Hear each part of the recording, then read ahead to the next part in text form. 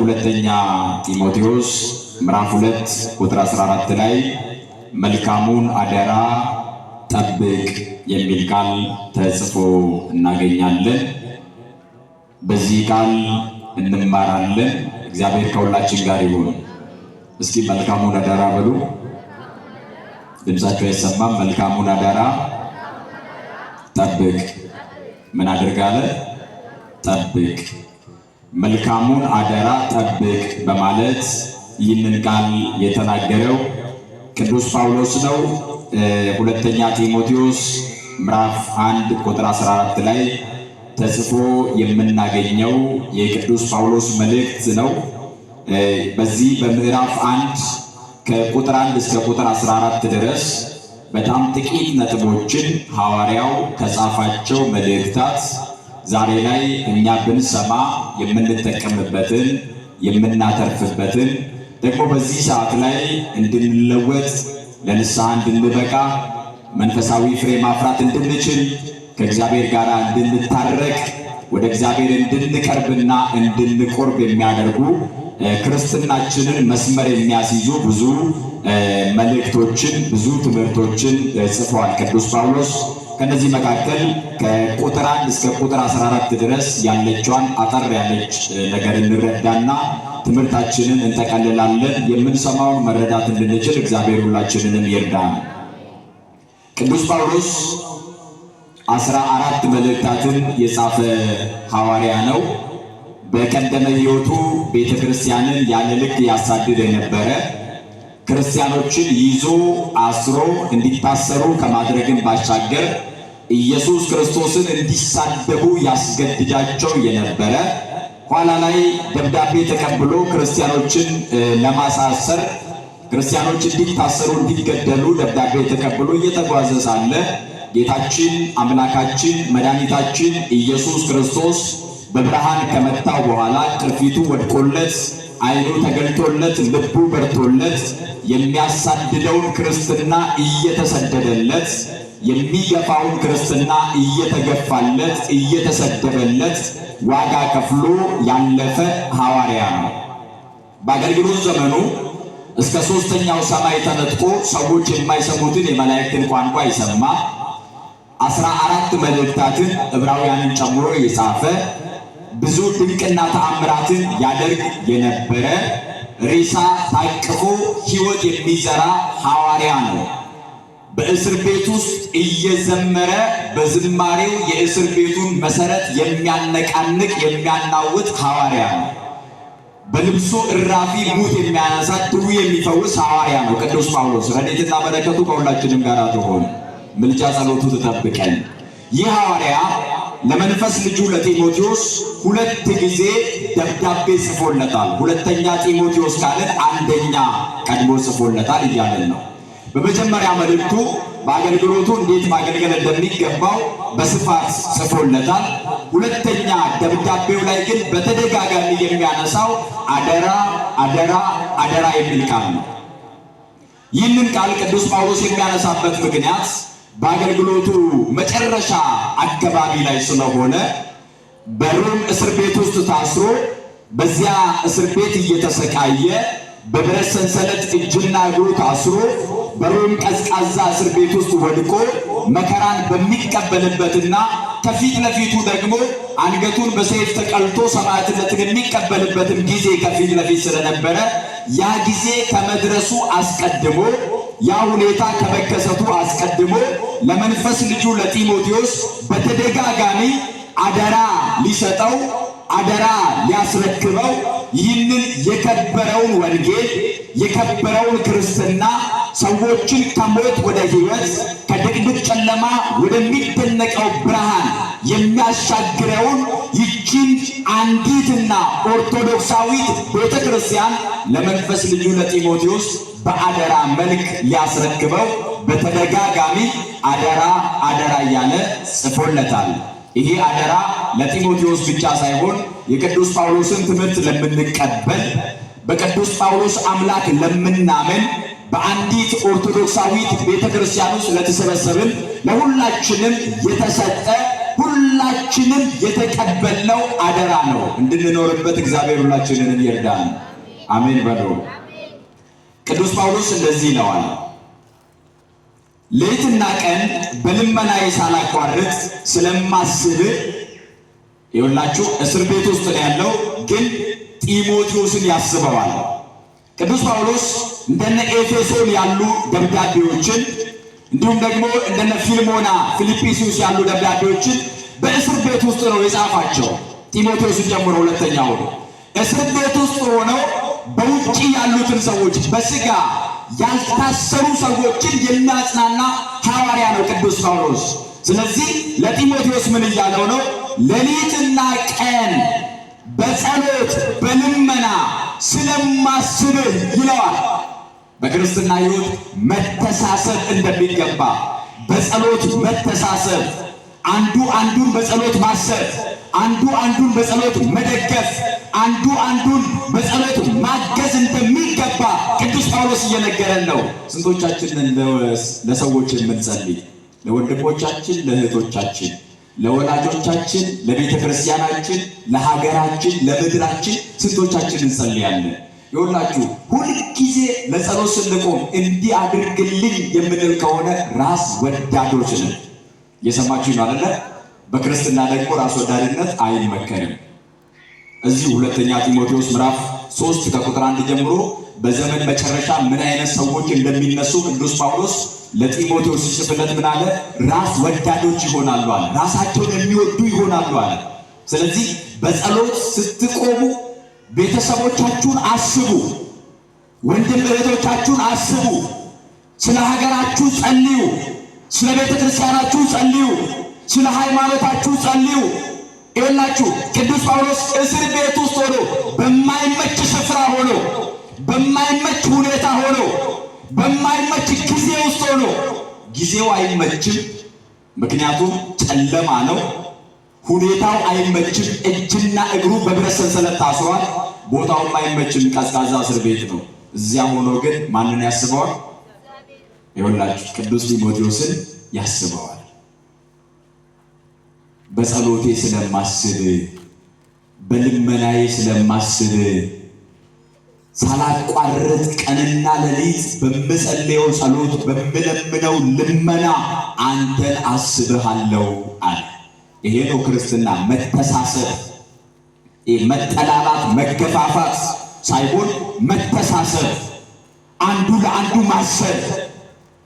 በጣም ብዙዎቻችን ይሄ የሐሜት መንፈስ ስለተጋባብን ሐሜተኞች ስለሆነ የሰዎችን ውድቀት ስንመለከት፣ የሰዎችን ስህተት ስንመለከት፣ ሰዎች ወዳጆቻችንን፣ ባልንጀሮቻችን የሆነ ነገር ሲያጋጥማቸው ለጸሎት ከምንተጋ ይልቅ ስማቸውን ብናጠፋ ይቀለናል። ግን ክርስትና አይደለም። እየሰማችሁን አይደለ? ክርስትና አይደለም። ይኸውላችሁ ከእናንተ አጠገብ ያለ ሰው ቤተሰብ ሊሆን ይችላል፣ ጓደኛ ሊሆን ይችላል፣ ምንም ሊሆን ይችላል። የሆነ ችግር ከደረሰበት በመጀመሪያ ጸልዩለት፣ እግዚአብሔር ምሕረት እንዲያደርግለት፣ እግዚአብሔር እንዲረዳው፣ እግዚአብሔር ከዚያ ፈተና እንዲያወጣው። ምክንያቱም የእናንተን ልመና ማን ይሰማል? መልሱልኝ፣ ማን ይሰማል? እግዚአብሔር ይሰማል። እርሱ እኮ እንደዚህ ሆነ፣ እርሷ እኮ እንደዚህ ሆነች ብለን ለሐሜት ከምንቸኩል አስቀድመን እንጸልይላቸው። በጸሎት ስለማስብ አለ ቅዱስ ጳውሎስ፣ ቀንና ሌሊት ነው የማስብ አለ። ከዚያ ቀጥሎ እንደዚህ ይለዋል፣ ሳላቋርጥ በጸሎት ስለማስብ እንደ አባቶቼ አድርጌ በንጹሕ ሕሊና የማመልከው እግዚአብሔርን አመሰግናለሁ አለ። ይህንን ቃል እንለዋለን። እንደ አባቶቼ አድርጌ በሉ እስኪ፣ ግዴለም ተናገሩ። እንደ አባቶቼ አድርጌ በንጹሕ ሕሊና የማመልከውን እግዚአብሔርን አመሰግናለሁ። ሶስት ነገር። አንደኛው እንደ አባቶቼ አድርጌ። እንደማን አድርጌ? እንደ አባቶቼ፣ እንደቀደሙቱ፣ እንደነ ኖህ፣ እንደነ አብርሃም፣ እንደነ ይስሐቅ፣ እንደነ ዳዊት እንደ አባቶቼ አድርጌ፣ እንደነ ኤልሳ፣ እንደነ ኤልያስ እንደ አባቶቼ አድርጌ በንጹሕ ሕሊናዬ የማመልከው እግዚአብሔርን። አያችሁ፣ በንጹህ ሕሊና እንደ አባቶቹ ምሳሌ ወሰደ። እርሱም ደግሞ በንጹህ ሕሊና እግዚአብሔርን እንደሚያመልከው ተናገረ። እንዴት ነው አምልኮታችን? አሁን ቅዳሴ ማለት ቤተክርስቲያን ከምታከናውናቸው ስርዓት አምልኮች አንዱ ነው። በንጹህ ሕሊናችን ነው የምናስቀድሰው። ጸሎት፣ ጾም፣ ወንጌል፣ ዝማሬ፣ እነዚህ ሁሉ ስርዓት አምልኳችንን ስንፈጽም በእንደዚህ አይነት መንገድ እግዚአብሔርን ስናመልከው በንጹህ ሕሊና ያለ እንደ አባቶቼ አድርጌ እግዚአብሔርን አመልከዋለሁ። አባቶቼ እንደታዘዙት እታዘዛለሁ። አባቶቼ እንዳገለገሉት አገለግለዋለሁ። አባቶቼ በንጹህ ሕሊና መስዋዕት እንዳቀረቡለት መስዋዕት አቀርብለታለሁ። እንደ አባቶቼ አድርጌ በንጹህ ሕሊና የማመልከው እግዚአብሔርን አመሰግናለሁ። አሁን እኛ የሆነ ቦታ ላይ የተበጠሰ ሰንሰለት ያለ ይመስል እንደ አባቶቻችን ንጹህ ሕሊና በማጣት እንደ አባቶቻችን ትህትና በማጣት እንደ ሐዋርያት፣ እንደ ነቢያት፣ እንደ ሰማዕታት፣ እንደ ጻድቃን፣ እንደ ቅዱሳን አባቶቻችን በንጹህ ሕሊናችን በንጹህ አእምሯችን በእምነት በትህትና በፍቅር ስለማናገለግል እግዚአብሔርን ማወቅ አቅቶናል። እነርሱ በንጹህ ሕሊናቸው፣ እግዚአብሔር ደግሞ ይሄ ፊትን ሳይሆን ልብና ኩላሊትን የሚመረምር አምላክ ነው። ይሄኛውን የሚያዩት ሰዎች ናቸው። እየሰማችሁ ነው አይደል? ይሄ የለበስነውን ጨርቅና ይሄ የቆዳ ቀለማችንን የሚያዩት ሰዎች ናቸው። የምንናገረውን ቋንቋ አማርኛ እያሳመርን ቋንቋ እያሽሞነሞንን በልባችን የያዝነውን ይዘን በአንደበታችን የምንቀበጣጥረውን ሁሉ የሚሰሙት ሰዎች ናቸው። እግዚአብሔር እስካላችሁ ልብን ይመለከታል። የምትናገሩትን ያሰባችሁትን ልባችሁን ያውቃል እግዚአብሔር። ውስጣችንን ያውቃል እግዚአብሔር። ስለዚህ ራሳችንን መመዘን የሚገባን ራሳችንን መለካት የሚገባን ከሕሊናችን ነው፣ ከውስጣችን ነው። ሕሊናችንን ማድመጥ አለብን። ውስጣችንን መጠየቅ አለብን። እንዴት ነው እየኖርን ያለነው? እነርሱ በንጹህ ሕሊናቸው ስላመለኩት እሳቱን ውሃ አድርገውታል። እየሰማችሁ አይደል? እሳቱን ምን አድርገውታል? ታስታውሳላችሁ? ትንቢተ ዳንኤል ምዕራፍ 3 ላይ አናንያ፣ አዛርያ፣ ሚሳኤል የሚባሉ ሶስቱ ወጣቶች ለጣዖት አንሰግድም ብለው እሳቱ እቶን የሚባለው 7 እጥፍ እንዲነድ ትእዛዝ ተላልፎ ንጉሱ እጅ ከቀረቡ በኋላ ንጉሱ እንደዚህ አላቸው፣ ከእጄ የሚያድናችሁ ማን ነው አለ። እስኪ ከእጄ በሉ። እየሰማችሁ ነው አይደል? ከእጄ በሉ እስኪ የሚያድናችሁ ማን ነው? ማን ያድናችኋል አለ። በእኔ እጅ ውስጥ ናችሁ። ምክንያቱም እንደ ገል ቀጥቅጦ የሚገዛ ንጉሥ ስለሆነ ወታደሩም በእጁ ነው፣ እሳቱም በእጁ ነው፣ ሰዎቹም በእጁ ናቸው። ሁሉም ነገር በንጉሱ እጅ የተጨበጠ ነው። ስለዚህ ምን አለ? ከእጄ ማን ያድናችኋል አለ። የሚያድናችሁ ማን ነው ብለው ያንን ሲሰሙ እንደዚህ አሉ፣ የምናመልከው አምላካችን ከሚነደው እሳት ከእጅህም ያድነናል። ምን ያደርገናል? እስኪ የምናመልከው በሉ። አምላካችን ከእጅህ ከሚነደው እሳት ያድነናል። በእርግጠኝነት ሲናገሩ ምናሉ? የምናመልከው አምላካችን ከሚነደው እሳት ያድነናል፣ ከእጅህም ያድነናል። ይሄንን ይወላችሁ በንጹህ ሕሊናቸው ራሳቸውን ለእግዚአብሔር ስለሰጡ፣ በንጹህ ሕሊናቸው ስላገለገሉ፣ ቤተ መንግሥት የቀረበላቸውን ሁሉ ትተው ጥሬ እየቆረጠሙ ቤተ መንግሥቱን ገዳም አድርገው ስለኖሩ ይተማመኑታል እግዚአብሔርን። በንጹህ ሕሊናቸው አገልግለውታል፣ አምልከውታል፣ ተገዝተውለታል። ስለዚህ የምናመልከው አምላካችን አሉ፣ የምንገዛለት አምላካችን፣ የፈጠረን አምላካችን እግዚአብሔር ከሚነደው እሳት ከእጅህም ያድነናል አሉ። ዛሬ ብዙ እሳት አለ በምድራችን ላይ፣ ግን እኛ አምላኪዎች ነን ወይ? እኛ ተገዢዎች ነን ወይ? ታዛዦች ነን ወይ? ይሄ ልባችን ይንበረከካል ወይ?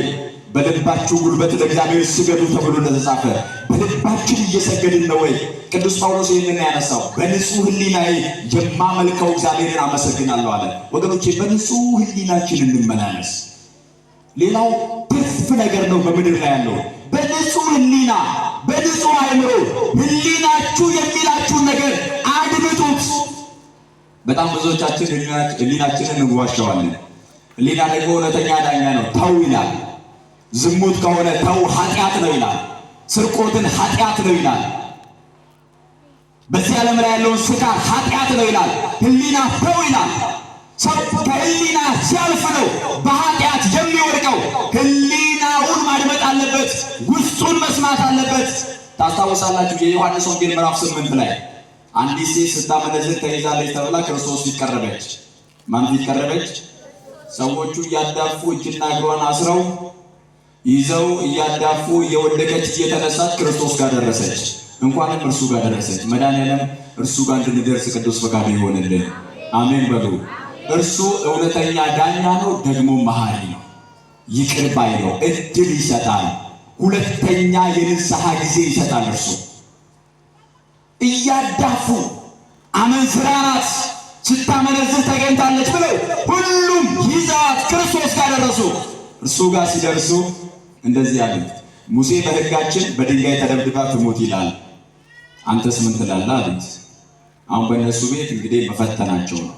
አይ ትገደል ካለ በድንጋይ ተደብድባ ትሙት ካለ ይሄ ጨካኝ ነው፣ ለሕዝብ አይራራም ብለው ስሙን ጥላሸት ለመቀባት፣ አይ መሞት የለባትም ካለ ደግሞ የሙሴን ሕግ እየሻረ ነው፣ ስለዚህ ሕጉን የሚተላለፍ ሰው ነው ብለው እንደገና ስሙን ለማጥፋት አጣብቂኝ መስሎ የተሰማቸው ሁለት ጥያቄዎች ይዘው መጡ።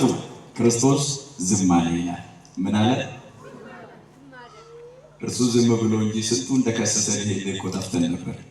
ዝም ብሎ እየጠበቀ ዝም ብሎ እየታገሰ ስንቱ ነው የጸለየብን፣ ስንቱ እኮ ስለት ገብቶብናል። እርሱን ካልገደልክልኝ፣ እርሱን እንደዚህ ካላደረግልኝ፣ እርሱን ካላጠፋህልኝ ብሎ እኮ ስንቱ ይሳልብናል በየቀኑ፣ ስንቱ ይመቀኝብናል በየቀኑ። ነገር ግን ከፊት 10,000 ከኋላም 10,000 እልፍ አእላፋቱን ሁሉ እየጣለ ቀስቱን እየሰበረ ጨለማውን እየገፈፈ በብርሃን የሚያኖረን የምናመልከው የምንገዛለት አንድ አምላክ እግዚአብሔር አለን። እርሱን የሚያምን በእርሱ የሚመካ እርሱን የተደገፈ አይወድቅም። ቢወድቅ እንኳን ማን ያነሳዋል? እግዚአብሔር ያነሳዋል። ዝም አለ፣ ጎንበስ ብሎ ጻፈ። ደጋግመው ጠየቁት ይላል። መላልሰው ጠየቁት። ንገረን አሉት። ሙሴ በሕጋችን ትገደል ብሏል፣ አንተ ምን ትላለህ አሉት። ከዚያ መለሰና ክርስቶስ እንደዚህ አለ፣ ከእናንተ መካከል ኃጢአት ያልሰራ ይግደላት አለ። ከእናንተ መካከል ምን ያልሰራ? መልሱልኝ፣ ምን ያልሰራ? ስንት ሰው ላይ ፈርደን ይሁን? ዘማውያን የሚባሉ ጠጪዎች የሚባሉ ሰካራሞች የሚባሉ በጣም ብዙ ስም የተሰጣቸው በኑሮ የደቀቁ የደከሙ የቆሸሹ ግራ የገባቸው ተስፋ የቆረጡ ስንቶች ላይ ነው የፈረድነው? ወገኖች የራሳችንን እንመልከት። እንኳን የሰዎችን ኃጢአት ልንሸከም የእኛ ራሱ ካቅም በላይ ነው። ራሳችንን ማየት፣ ውስጣችንን መፈተሽ።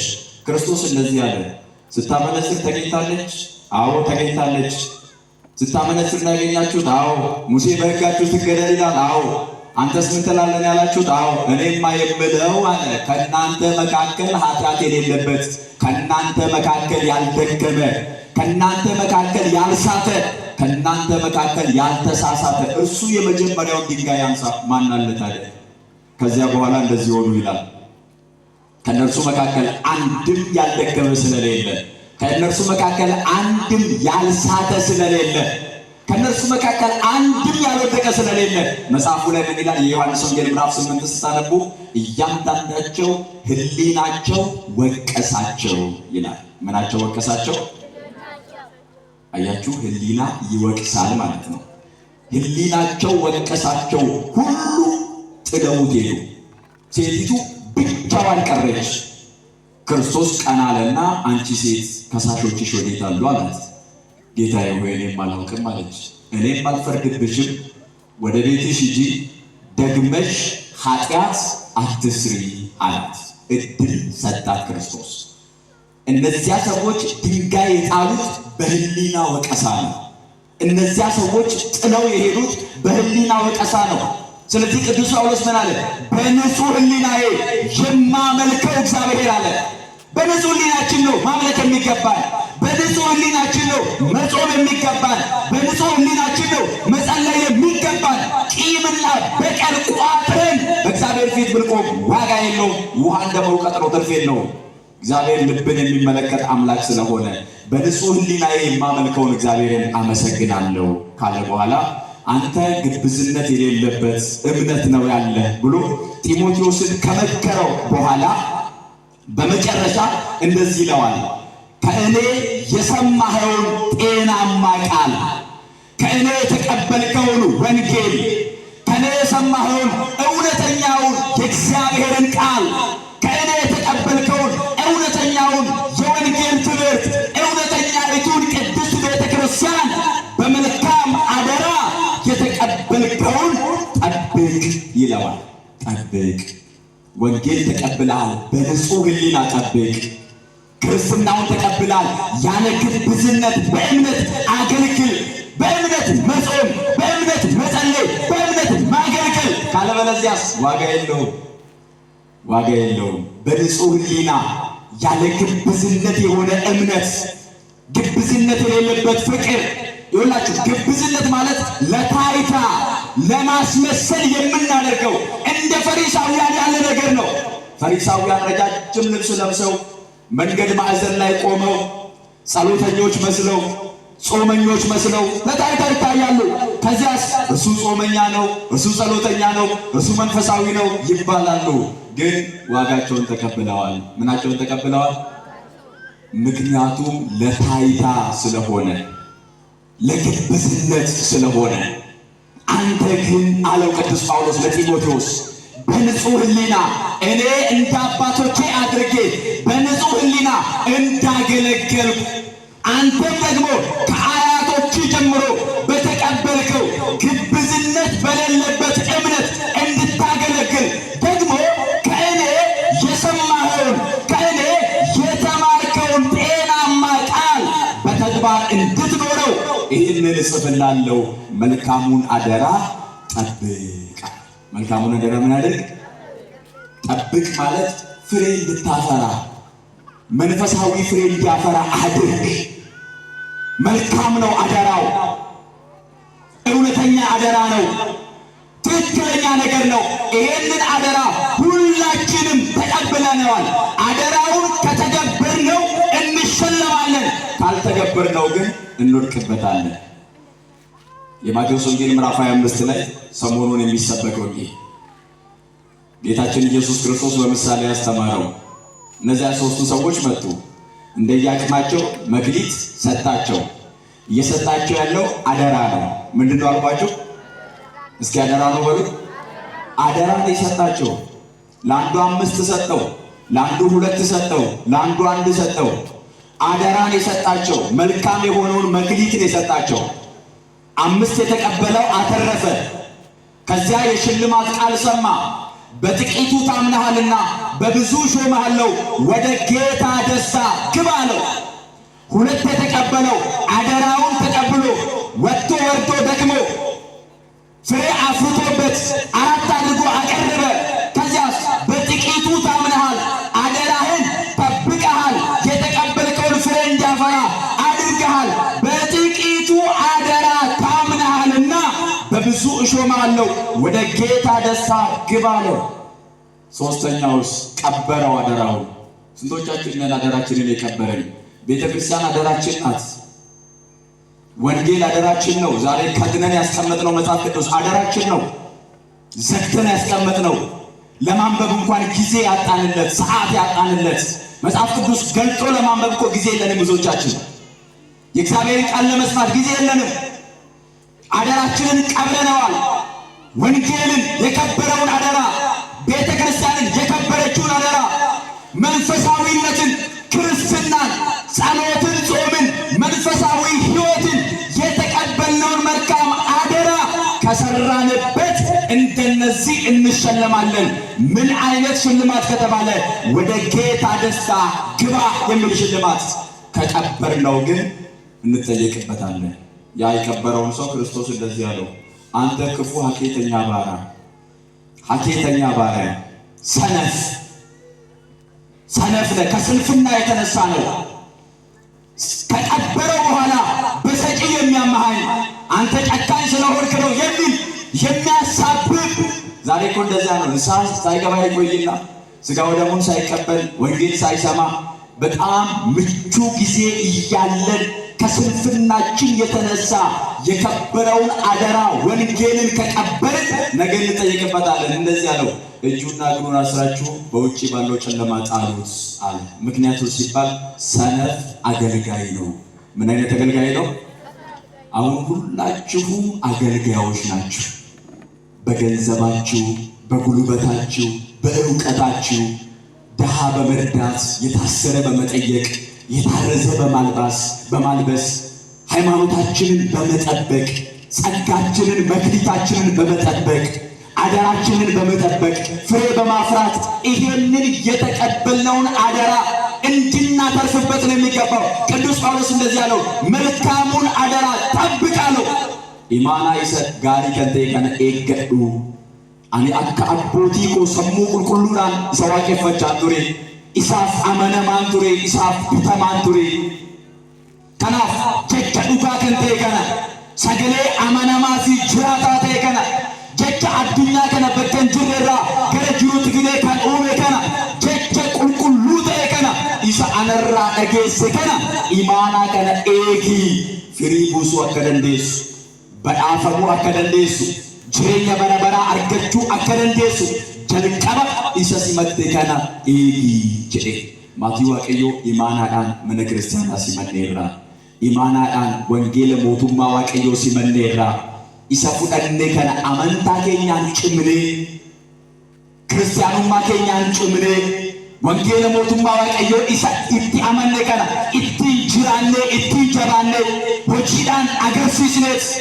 ኢኒ ሸንፉዳቴ ሰነ ፍሪ ሸምቡሴ ኩደን አከታሲሴ ኢኒ ለመፉዳቴሞ ለመቡሴት አፉራ ከታሲሴ inni tokko fudhate awwaalee achumaan gara dukkanatti akka darbatame seenaan ni dubbata. Kanaaf mucummaa keenya eegnee amantaa keenya eegnee kadhannaadhaan jabaannee laphee qulqulluudhaan sammuu qulqulluudhaan waaqayyoof abboomamuudhaan akka abbootii keenya isa waaqeffannee mootummaa isaa dhaaluu akka dandeenyu hafuurri qulqulluun hunda keenya nu gargaaru. Ameen jedha. Namni imaanaa isaa eege dhumarratti ni badhaafama. badhaasni isaammoo mootummaa waaqayyoo dhaaluudha. Gara gammachuu bara baraatti seenii waanuma muraasaan waan xiqqoodhaan amanamteetta isa caaluu siif kenna. Isa caaluu irratti ni muudamta. Gara gammachuu gooftaatti seenii jechuudhaan gooftaan keenya Yesuus Kiristoos akkuma dubbate nutillee imaanaa keenya eegnee angoo mucummaa keenya eegnee amantii keenya eegnee jabaannee cimnee isaaf amanamnee isa waaqeffannee mootummaa isaa akka dhaallu waaqayyo gooftaan hunda keenya nu gargaaru። መልካም የሆነውን አደራ ወንጌልን ጠብቀን ፍሬ በማፍራት ክርስትናችንን ጠብቀን ፍሬ በማፍራት የንስሐ ፍሬ የእምነት ፍሬ ቅዱስ ጳውሎስ ገላትያ ምዕራፍ 5 ላይ ተቀሳቸውን 9ኙን የመንፈስ ፍሬዎች እያፈራን በቅድስት ቤተክርስቲያን ታምነን አደራችንን ጠብቀን መንግስቱን እንድንወርስ አምላካችን ቅዱስ እግዚአብሔር ሁላችንን ይርዳን። ወስብሐት ለእግዚአብሔር። ይቆየን።